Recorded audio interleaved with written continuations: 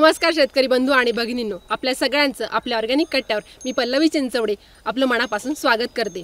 मंडळी, आपण शिकत आहोत चिया लागवड तंत्रज्ञान। आतापर्यंत आपण 3 भाग पाहिले आहेत।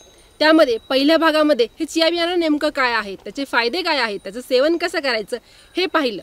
दुसऱ्या भागामध्ये पेरणी कशी करायची हे पाहिलं। तिसऱ्या भागामध्ये चिया पिकावर येणाऱ्या मुख्य रोगांचं आणि किडींचं सेंद्रिय पद्धतीने व्यवस्थापन कसं करायचं हे पाहिलं। हे तीनही व्हिडिओ तुम्ही पाहिले नसतील तर लगेचच पाहून घ्या। या तीनही व्हिडिओंची लिंक मी डिस्क्रिप्शन बॉक्स आणि पिन कमेंट सेक्शनमध्ये दिलेली आहेच।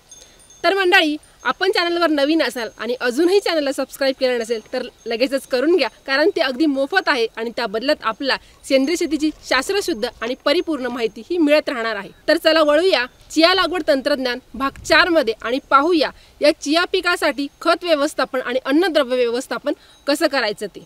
चियाची पेरणी करण्यापूर्वी आपल्याला शेणखत आणि गांडूळ खत वापरायचं आहे। परंतु जर जमीन भारी असेल तर हे शेणखत आणि गांडूळ खत वापरण्याची तेवढी गरज पडत नाही, कारण आपण अन्नद्रव्य व्यवस्थापनासाठी आणि खत व्यवस्थापनासाठी पुढे ज्या उपाययोजना करणार आहेत त्याद्वारे उत्तम खत व्यवस्थापन होऊ शकतं।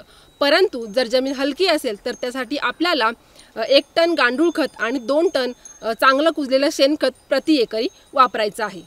चिया बियाणे उगवून आल्यानंतर पांढऱ्या मुळांच्या वाढीसाठी आपल्याला तांदूळ पाणी वापरायचं आहे।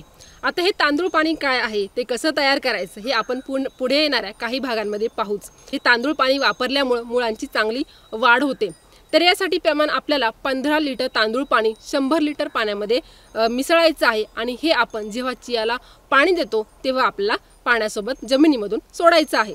तांदूळ पाणी दिल्यानंतर पुढच्या प्रत्येक सिंचनाच्या वेळी आपला जीवामृत असेल, जीवाणू स्लरी असेल, गोकृपा अमृत असेल हे वापरायचं आहे, पाण्यासोबत आपल्याला सोडायचं आहे।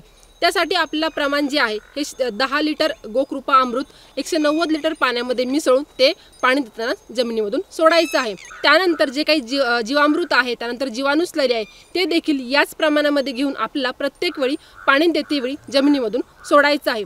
आता एक गोष्ट लक्षात ठेवायची आहे, जीवामृत असेल, गोकृपा अमृत असेल, त्यानंतर जीवाणू स्लरी असेल, या सगळ्यांचं काम जमिनीतील मूलद्रव्यांची उपलब्धता वाढवणं आणि जमीन सुपीक करणं हेच आहे।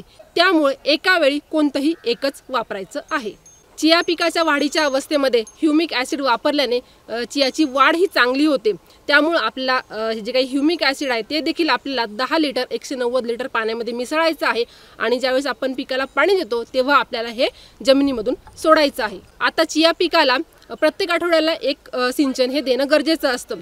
सुरुवातीला 1-2 सिंचन आपण जेव्हा स्प्रिंकलरच्या सहाय्याने देतो तेव्हा एक गोष्ट लक्षात ठेवायची आहे, चिया बियाणं हे अतिशय लहान असतं, त्यामुळे ह्या स्प्रिंकलरमुळे ते उडून ह्या मातीवर बसतं आणि मग ते दबून गेल्यामुळे त्याच्या उगवण क्षमतेवरती परिणाम होतो।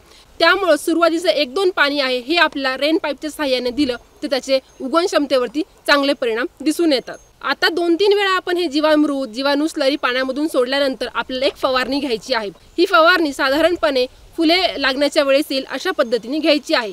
ही फवारणी आपल्याला सोयाबीन टॉनिकची घ्यायची आहे। आता या सोयाबीन टॉनिकमध्ये आपल्याला फुलविक ॲसिड देखील मिसळून टाकायचं आहे।